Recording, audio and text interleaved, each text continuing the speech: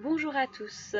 Alors, je suis très contente de vous retrouver cette fois-ci à l'extérieur pour répondre à une question que l'on me pose très régulièrement en ce moment, notamment à cause du lancement des ateliers autour de la gestion des émotions pour les enfants avec ma collègue Rosemary Poirier.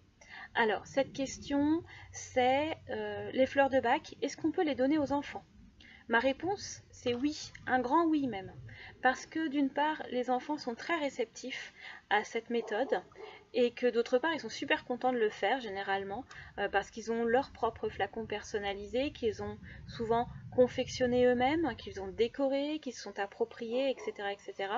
Euh, Ils sont super fiers de prendre les fleurs, ça les rend autonomes et tout ça. C'est vraiment, il y a vraiment beaucoup de positifs derrière une prise de fleurs de bac.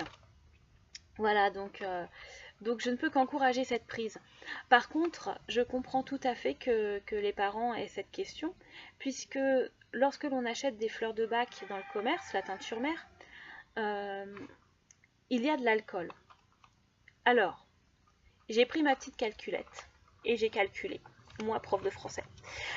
J'ai calculé du coup et mon résultat c'est que je me suis aperçue qu'à chaque fois que l'on prend des fleurs de bac, donc 4 gouttes ou 2 pulvérisations, pardon, on atteint un total de 0,08 gouttes d'alcool. Voilà, donc c'est infime. Il y a vraiment très peu de gouttes, il y a vraiment très peu d'alcool pardon dans une prise quoi. Donc on peut y aller tranquille sans craindre d'intoxiquer les enfants. Voilà. Alors j'en profite un petit peu pour développer cette réponse, c'est-à-dire dans quel cadre donner les fleurs de bac aux enfants.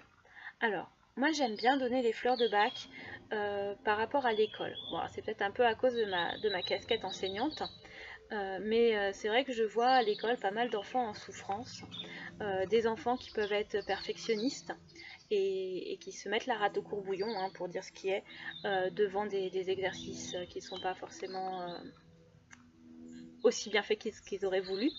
Donc il y a voilà, des enfants qui sont très perfectionnistes. Il y a des enfants aussi qui ont un sentiment d'échec permanent. Donc voilà, comment leur redonner confiance, revaloriser leur travail. Euh, donc il y a aussi tout ce qui est problème de concentration. Voilà, par rapport à l'école, ce qu'on peut dire. Après, il y a beaucoup d'autres choses, hein.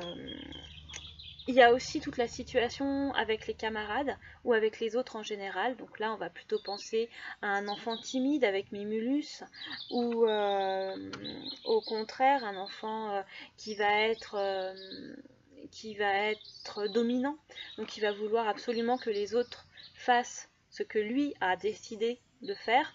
Donc là, ça peut souvent poser problème, ça peut amener à des bagarres, etc. etc. Donc voilà, on peut aussi trouver le contraire, l'enfant qui va être dominé.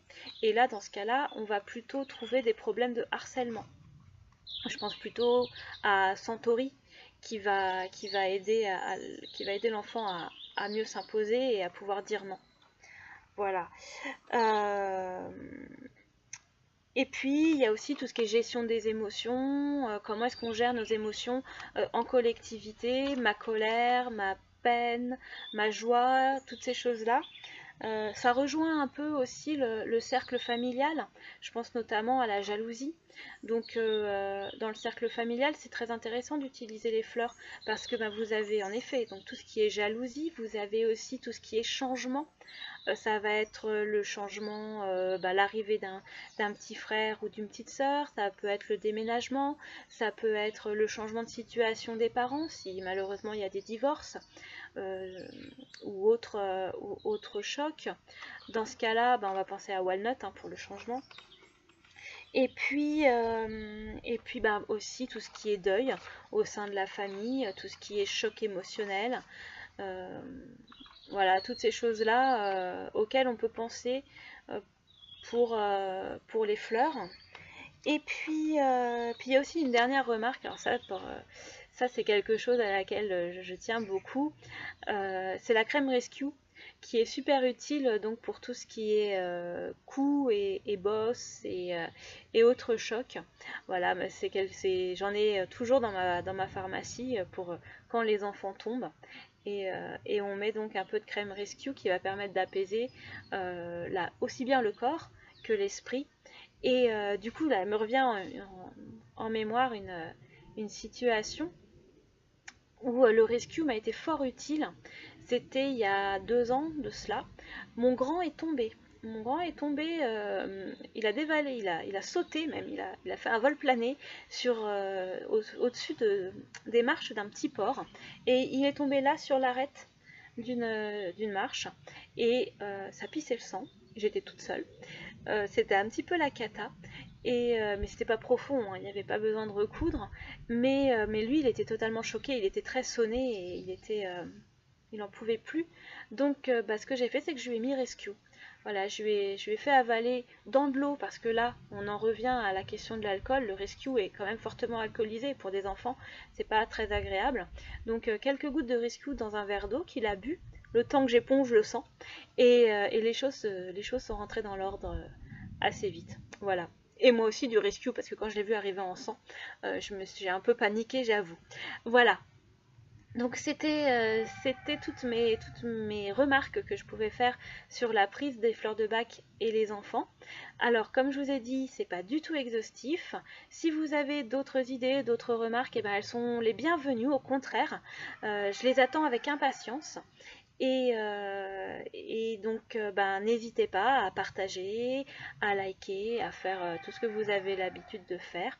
Et je vous remercie pour vos encouragements et vos retours. Voilà.